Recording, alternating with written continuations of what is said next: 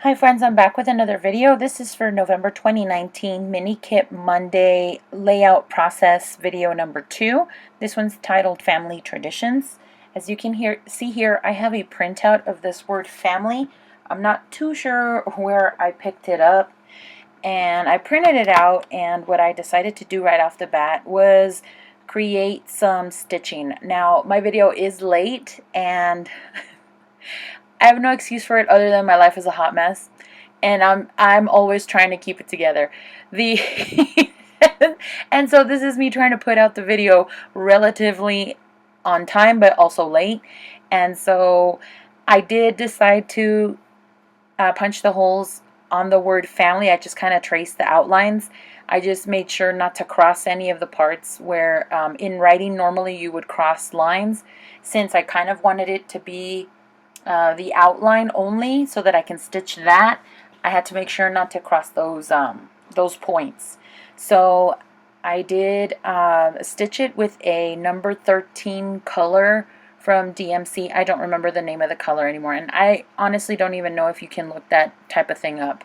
I'm not regularly a cross stitcher or person that does embroidery, so that's about all I know for that color. It is like a light mint green type of color, or what's that, jadeite looking color, and it went nicely with this pattern paper.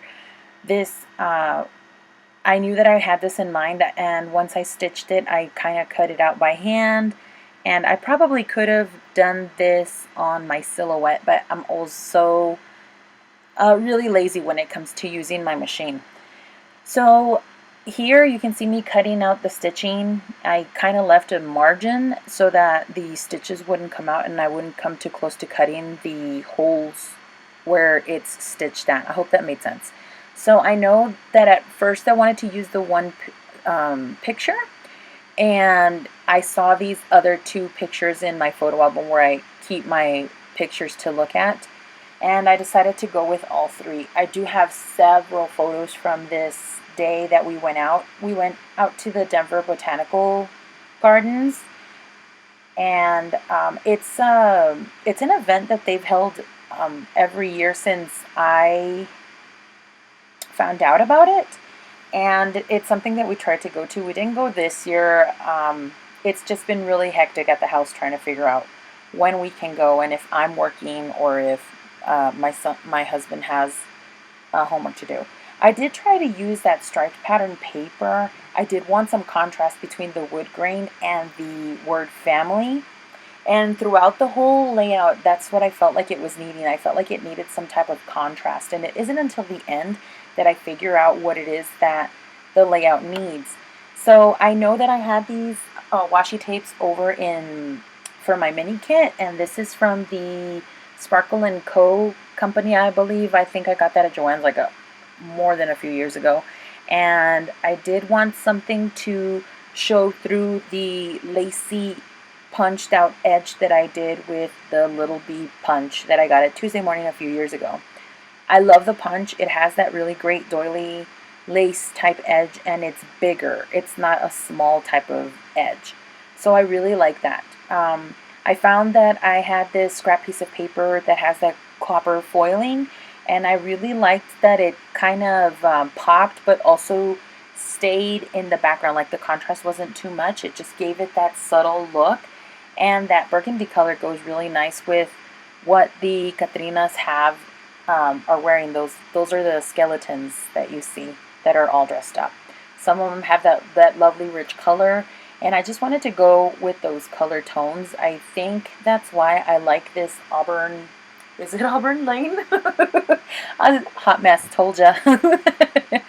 But I do like the fact that I use 3 different types of washi tape, and it's not always about having them showcased in a manner that is like very obvious. Like, for example, I took that one floral and put it underneath the doily. I just needed a light contrasting color to go beneath that punched edge that I wanted to kind of showcase.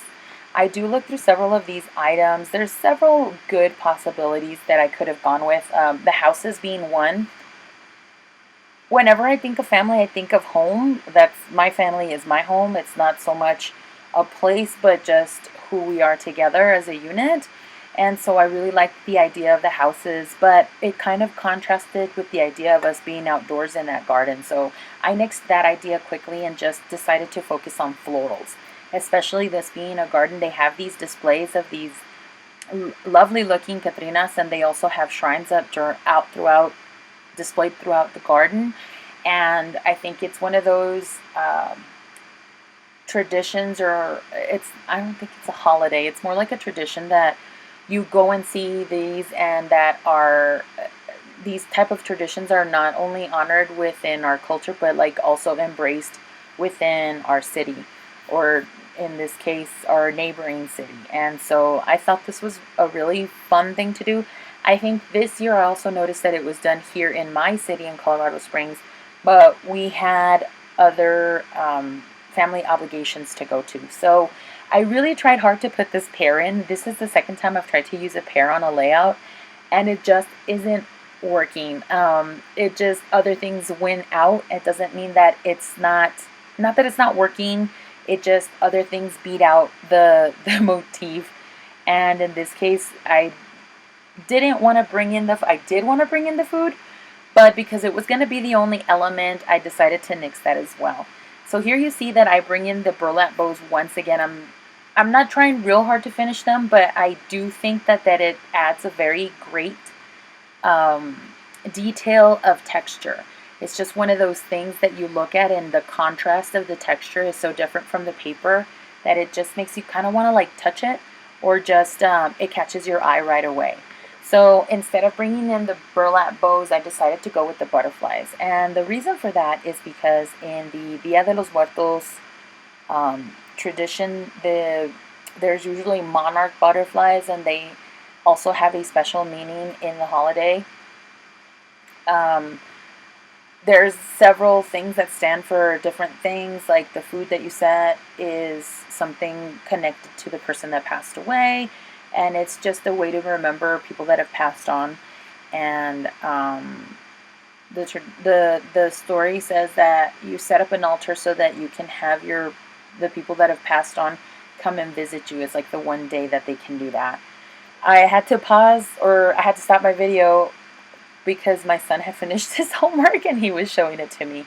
We had been going back and forth on how his homework needed to get done. So he's doing really good. I'm trying to teach him to be a bit independent with that, not me having to helicopter over him so much, because I want to teach him that sort of independence.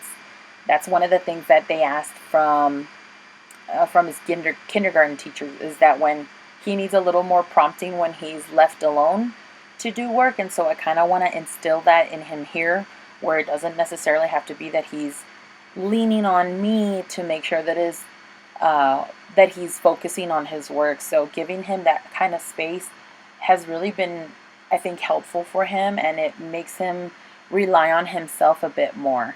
It's a very big segue, or a very big what is that? Like a squirrel moment where I'm going to go back to the scrapbooking now. I did add the word traditions, and it was with those small copper and gold side stickers. They're tiny little stickers and letters. I like the size of them, and I like that they're very dimensional. I do love the foiling, or they're kind of like, it feels like it has cardstock on top, and then they place the foam behind it. So those are really great. I added white elements without even knowing that that's what I was doing. I did bookend the word family with a white floral on the left and some on the right hand side. And then I put that black and white floral down under the M where the word tradition starts. And so that you can see that that title is kind of hugged with all the florals, and know that that's the title itself. I like also that I was able to squeeze in some elements on the top right hand corner, and that I could layer them. And so layering was a really big help to kind of hug that corner and give it a triangular visual, if you will, the visual triangle that we all famously talk about. Here at the end, I'm just adding final touches. I do bring out this Teresa Collins wood dot set. They're supposed to be like enamel dots, but they're made of actual wood. So the last thing that I found out that my layout needed was some sort of contrast in the word family. I did try out that big Faber-Castell Pitt Artist Pen in the white, and it wasn't coming out really opaque, so instead I used the 10-point size of the Jelly Roll pen, and that ended up working wonderfully. The last things that you don't notice in the video, because I did them afterwards thinking that I was done, is I added some of the little punched out circles from the doily on each of the corners. And also, yeah, I think that was it actually. I glued everything down afterwards. I didn't think you needed to see me glue down everything after I had placed it where I wanted it to be. Don't forget to check out the other ladies in the Mini Kit Monday group: Becky, Traci, Dollie, Kathy, and Shannon. And also, Becky will have an announcement on the Facebook group seeing if you want to be a guest designer. So if you have any questions or comments, leave them down below. Subscribe if you haven't already, and give this video a thumbs up. We'll see you in the next video, and yeah, have a great day. Bye.